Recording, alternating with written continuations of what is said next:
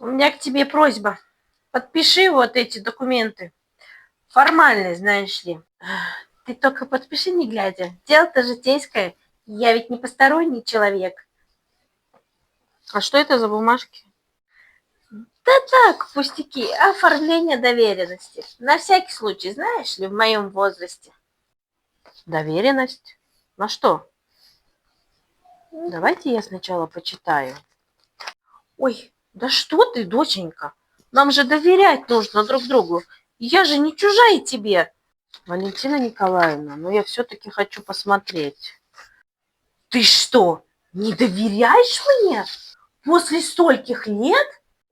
Просто я хочу понять, что я буду подписывать. Ну и правильно. Только зачем тогда меня спрашивать? Бери, читай. Хотя я думала, у нас доверие есть.